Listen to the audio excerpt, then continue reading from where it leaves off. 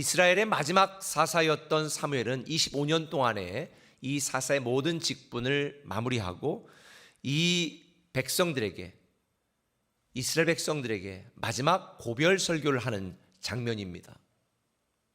결론적으로 말하면 사무엘은 온 마음을 다해서 하나님을 경외하며 하나님을 섬겨야 너희들이 복을 받을 것이고 그렇지 않으면 너희는 망하게 된다,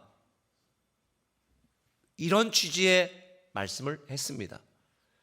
그러면서 사무엘은 이스라엘 백성들에게 왜 너희들이 하나님께 선택을 받았음에도 불구하고 이런 비극적인 삶을 살아가야 되고 이 고통을 겪어야 되는지, 그리고 하나님은 넘치는 복을 주시는 분인데 왜 하나님이 너희들에게 주신 이 복을, 약속된 복을 누리지 못하는지, 그에 대한 결정적인 이유를 알려줍니다. 그 이유는 지금 이 시대를 살아가는 저와 여러분에게도 동일한 교훈을 줍니다. 8절과 9절에 보면 그 내용이 나와 있습니다. 야곱이 애굽에 들어가는 너희 조상들이 여호와께 부르짖음에 여호와께서 모세와 아론을 보내사 그 두 사람으로 너희 조상들을 애굽에서 인도해내어 이곳에 살게 하였으나 그들이 그들의 하나님 여호와를 잊은지라. 모세와 아론을 통하여 애굽에서 고통당하는 이스라엘 백성들을 출애굽시켜서 이쪽 가나안 땅, 젖과 꿀이 흐르는 그 축복의 땅에 너희를 이끌어 살게 하였으나 너희는 그 하나님을 잊었다. 그 하나님의 은혜를 잊었다. 그 하나님의 사랑을 잊었다라고 이야기합니다. 우리 인생의 대부분의 많은 문제와 어려움은 우리를 사랑하시고 우리를 구원하시고 우리를 살리시는 하나님을 믿지 못하고 의지하지 못하고 잊어버리는 데서 시작됩니다. 이스라엘 백성들은 왕이신 하나님을 섬기는 자신들의 정체성을 잃어버리고 우상을 섬겼습니다. 문제가 문제인 줄 몰랐습니다. 알다시피 이스라엘 백성들은 하나님 인도하심을 따라서 가나안에 정착했습니다.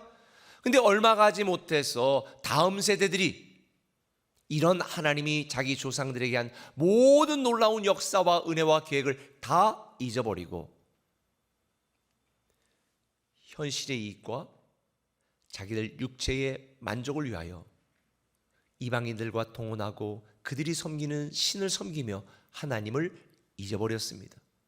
이런 죄를 범하니까 하나님께서 이방 민족들이 침입하여 그들에게 정신 차리도록 공격하고 고통을 당하는 이 심판을 행하셨고, 그러니까 이스라엘 백성들은 또 우리가 잘못했습니다 하나님께 회개했고, 그러면 하나님이 구원하시고, 근데 조금 있다 또 잊어버리고 또 다시 죄를 범하고, 이 죄와 심판과 회개와 구원이라고 하는 이 악순환의 비극을 계속 반복하고 있는 것입니다.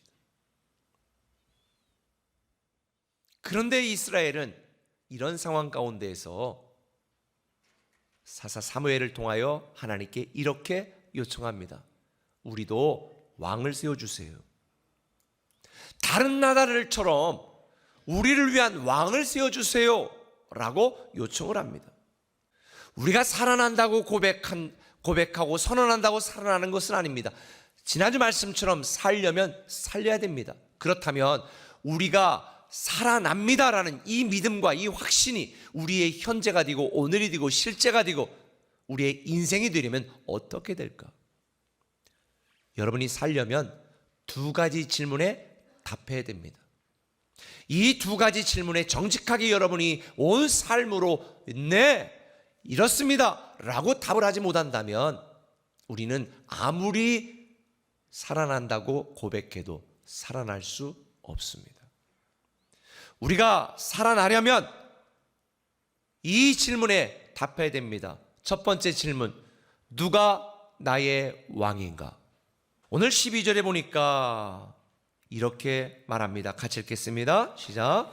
너희가 암몬 자손의 왕 나하스가 너희를 치러 om을 보고 너희의 하나님 여호와께서는 너희의 왕이 되심에도 불구하고 너희가 내게 이르기를 아니라 우리를 다스릴 왕이 있어야 하겠다 하였도다. 자 보세요. 이스라엘 백성들이 왕을 구하는 이유가 이겁니다. 당시에 블레셋에게 고통을 당했는데 이제는 동편에 있는 이 암몬 자손이 공격을 해온 거예요. 그러니까 이스라엘 백성들이 우리가 항복하겠다. 그러니까 암몬이 뭐라고 그랬어요?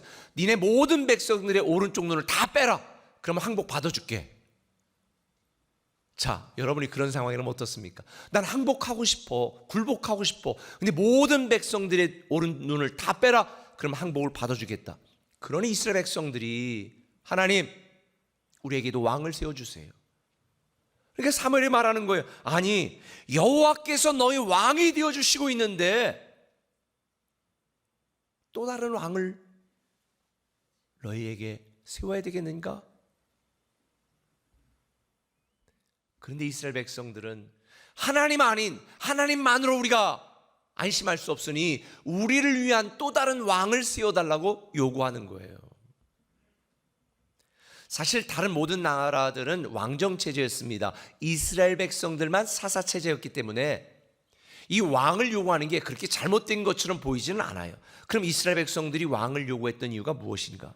그 배경을 잠시 설명을 하면 모세와 여호수아라고 하는 걸출한 지도자를 통해서 이스라엘 백성들이 가나안에 살게 되어진 후에 왕정시대가 시작되기 전까지를 사사시대라 그럽니다. 우리는 이 사사시대는 한 300년 정도 지속되었는데 이 왕정체제와는 많이 달라요. 왕정체제는 시스템이 분명합니다. 왕의 혈통과 그 가문을 중심으로 나라가 운영되고 돌아갑니다. 그리고 이 왕정체제는 신분과 상하 관계의 질서가 분명합니다. 심지어 다음 왕이 누가 될 것인가에 대한 예측도 가능합니다. 그런데 사사체제는, 사사시대는 이 왕정 시스템과는 완전히 달랐습니다. 누가 사사로 세워질지 도무지 예측할 수가 없습니다. 가문이나 혈통이나 조건을 따라 사사가 세워지는 게 아니거든요. 물론 때로는 사사도 대를 이어 세워지기도 했습니다. 그러나 대부분은 이스라엘 백성들의 위기의 순간마다 하나님이 친히 택한 사람을 사사로 세워서 하나님의 영에 감동된 자가 정치, 군사, 종교 모든 부분을 아우르는 왕처럼 다양한 분야에서 백성들을 이끌어갔어요. 그런데 바로 이 점이 이스라엘 백성들의 불만인 거예요. 대체 언제 누가 구원자가 되어서 우리를 이끌지 모르는 이 예측 불가능한 이 사사를 기다리며 사는 것 대신에 하나님에게 모든 주도권이 넘어가고 하나님에 의하여 끌려가는 이런 삶이 이제는 싫다는 거죠. 다시 말하면 예측이 가능한 내 인생은 내가 예측하고 내가 계획하고 내가 생각하는 대로 살아가겠다는 거예요. 그래서 20절에 보면 이들이 왕을 구하면서 이렇게 말합니다. 우리도 다른 나라들 같이 되어 우리의 왕이 우리를 다스리며 우리 앞에 나가서 우리의 싸움을 싸워야 할 것이다. 하나님 없이 우리끼리 잘 해보겠다는 얘기예요. 하나님이 왕이 되어서 하나님이 세우신 사사가 하나님의 시간표대로 우리를 위해 싸우는 것 말고 우리가 세운 왕이 우리의 시간표대로 우리를 위해 우리 방식대로 이끌어가는 것을 원한다는 거예요. 사실 굉장히 어리석은 요구입니다. 만왕의 왕이신 하나님이 이스라엘 백성을 다스리고 책임지고 계시기 때문에 그들이 하나님의 은혜를 기억하며 하나님만 섬기고 하나님만 의지하면 하나님이 다 해결해 주실 터인데 마치 오늘날 저와 여러분처럼 하나님을 믿는다고 하면서도 하나님 아닌 우리의 생각, 우리의 계획, 우리를 도울 사람을 우리는 세상에서 얼마나 찾고 있는지 몰라요. 그러자 사무엘은 너희를 돌보는 왕이신 하나님을 버리고 인간적인 세상 왕을 너희들이 세우는 순간 이렇게 너희들이 고통당할 거라고 수많은 이야기를 하지만 듣지 않습니다. 그 중에 대표적으로 이거죠. 8장 13절에 너희의 딸들을 데려다가 향유 만드는 자와 요리하는 자와 떡 굽는 자로 삼을 것이며 그가 이 왕이 너희의 노비와 가장 아름다운 소년과 나귀들 끌어다가 자기를 시킬 것이고 하여간 이 사무엘이 세상 왕을 세우면 너희를 위한 게 아니라 너희들이 그의 종이 된다 이렇게 경고하는데도 불구하고 그들은 만왕의 왕이신 하나님 대신에 우리를 위한 세상의 왕 다른 왕을 구하고 있어요. 여러분 같지 않아요? 하나님만으로는 만족할 수 없습니다. 하나님을 섬기고 있으면서도 하나님 아닌 우리를 위해 일해주고 우리의 계획대로 우리의 시간표대로 우리를 위해 우리에게 힘이 될 사람을 찾습니다. 혹시 여러분들 중에 그런 분을 찾으면 저도 좀 알려주세요. 이스라엘 백성들처럼 우리를 위한 왕, 그가 우리를 위할 것 같지만 사실은 우리가 그의 노예가 되는 이 불행한 인생을 이스라엘 백성들은 원하는 것이고 오늘날 우리는 그런 인생을 살아가고 있는 거예요. 그래서 오늘 여러분에게 질문을 던진 것입니다. 누가 나의 왕인가? 지금 여러분을 다스리고 책임지시는 왕은 누구입니까? 아니, 여러분이 하나님보다 더 의지하고 있는 여러분의 왕은 누구일까요? 기억하세요. 만왕의 왕이신 하나님만이 나의 왕이심을 믿으시길 바랍니다. 만일 여러분이 여러분을 책임지고 돌보고 이끄시고 인도하는 그 하나님보다도 여러분을 위한 또 다른 왕을 찾고 있다면 그것은 우상입니다. 그래서 팀 켈러가 거짓 신들의 세상이라는 책에서 이렇게 우상에 대하여 명확하게 알려줍니다. 우리가 하나님보다 더 중요하게 여기는 대상, 우리가 하나님보다 더 마음을 쏟는 대상, 그것이 우상이다. 우리가 온 마음을 빼앗긴 대상, 그래서 아무 생각 없이 모든 열정과 감정, 돈을 쏟아붓는 대상이 바로 거짓 신이다. 우리가 하나님보다 더 행복과 삶의 의미, 정체성의 근원으로 삼는 대상, 그것이 바로 우상이다. 그래서 사무엘은 세상 왕, 우리를 위한 왕을 요구하는 이스라엘 백성들에게 20절에 이렇게 말하는 거예요. 여호와를 따르는 데에서 돌아서지 말고 오직 너희의 마음을 다하여 여호와를 섬겨라. 왜 그랬을까요? 왜 세상의 왕 대신 하나님을 섬기고 따르는 일에 더 노력하라고 말했을까요? 그 결정적인 이유가 제가 조금 전에 말했던 그 이유입니다. 21절에 돌아서서 유익하게도 못하며 구원하지도 못하는 헛된 것을 따르지 말라. 그들은 헛되니라.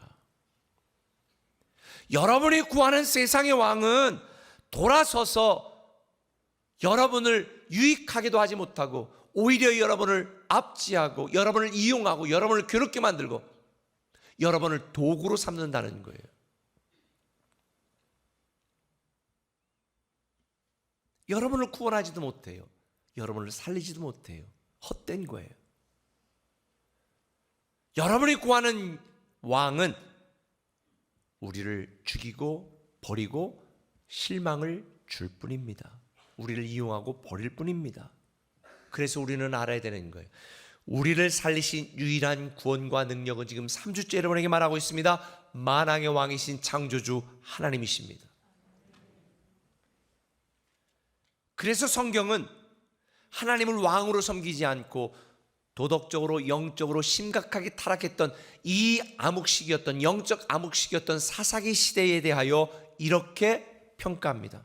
사사기 21장 25절, 그때에 이스라엘의 왕이 없으므로 사람이 자기의 소견에 옳은 대로 행하였더라.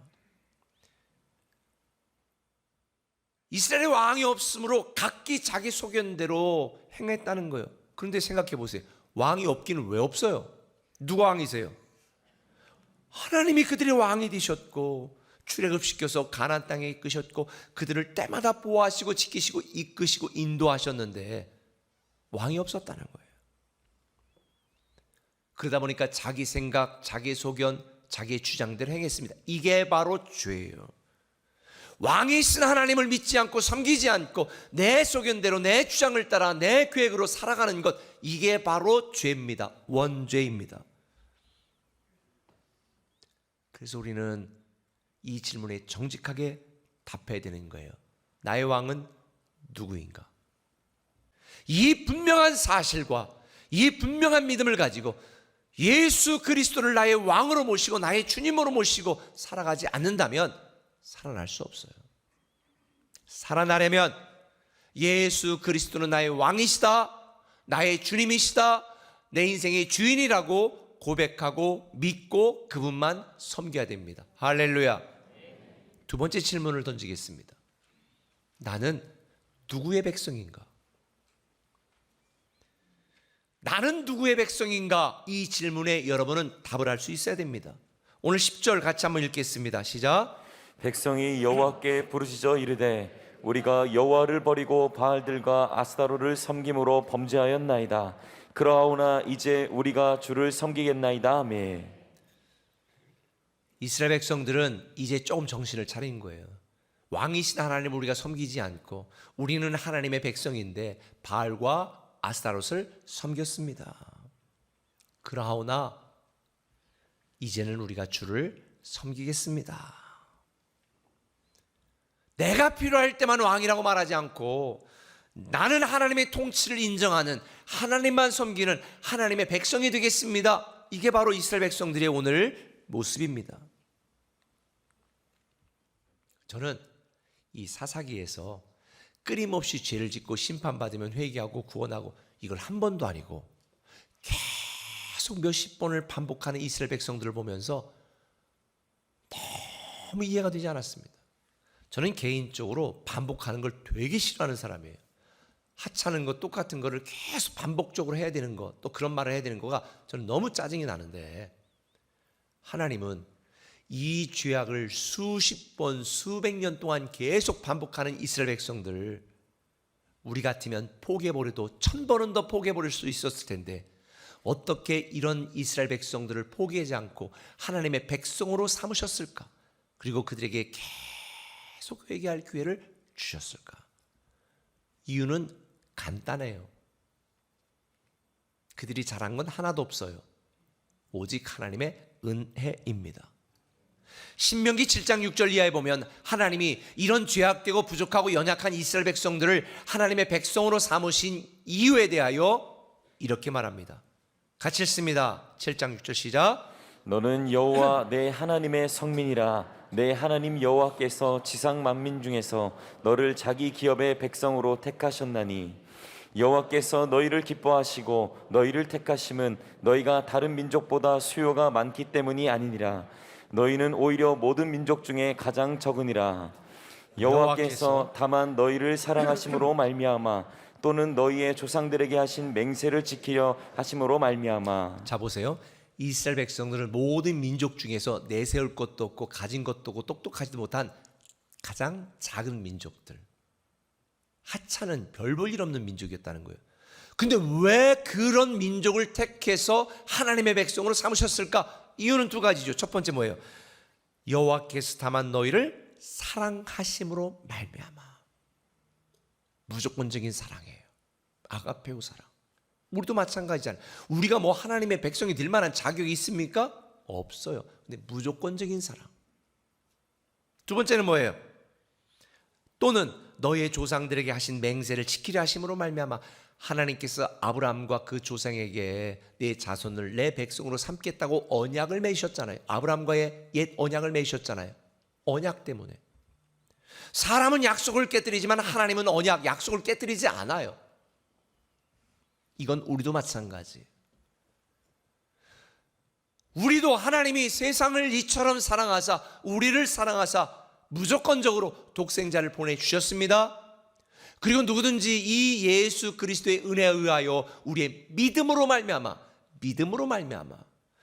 예수 그리스도를 우리의 왕으로 믿으면, 주인으로, 만주의 주님으로 인정하면 우리를 하나님의 백성으로, 자녀로 만들어 주시겠다고 하나님께서 예수 그리스도 새 언약을 통하여 약속하신 언약 때문에 우리의 부족함, 우리의 죄악됨에도 불구하고 우리가 예수 그리스도를 믿으면 우리 역시 하나님의 자녀가 되는 거예요. 그래서 요한복음 1장 12절에 뭐라고 말합니까? 영접하는 자, 곧 그림을 믿는 자들에게는 하나님의 자녀가 되는 권세를 주셨다는 거예요. 예수 그리스도가 내 인생의 왕이시고 주님이시고 주인이시다라고 우리가 믿는다면 우리 또한 하나님의 새 언약으로 인하여 하나님의 백성이 되고 하나님의 자녀가 된다는 거예요. 근데 이 놀라운 사실이 이미 구약 성경에도 다 예언이 되어 있어요. 하나님께서 뭐라고 말씀하십니까? 신명기 19장 13절에 여호와께서 내게 말씀하신 대로 이스라엘 백성에게 말하는 거예요. 오늘 너를 세워 자기 백성을 삼으시고 그는 친히 내 하나님이 되시려 함이니라.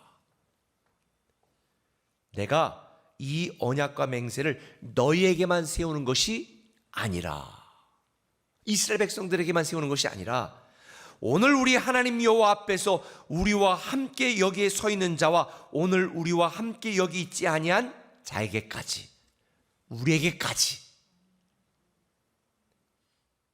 이 놀라운 언약이, 하나님의 백성인 되는 이 놀라운 약속이 이스라엘 백성들에게 뿐만 아니라 오늘날 우리에게까지, 예수 믿은 우리에게까지 해당된다고 분명히 예언했고, 베드로전서 2장 10절에 보면 사도 베드로는 이렇게 말합니다. 너희가 전에는 백성이 아니더니 이제는 하나님의 백성이요. 저와 여러분은 누구의 백성이라는 거예요? 하나님의 백성이라는 거예요. 우리는 하나님의 백성이라는 거예요. 이게 바로 복음인 거죠. 우리가 하나님을 나의 왕으로 모시고 믿는 순간 우리를 지키시고 이끄시고 인도하시는 하나님이 우리를 주의 백성으로 삼으시고 끝까지 책임져 주신다는 것. 그러니 우리의 영적 정체성은 뭐냐? 하나님의 백성이에요. 그래서 바울은 우리의 시민권이 하늘에 있다라고 말하는 거예요.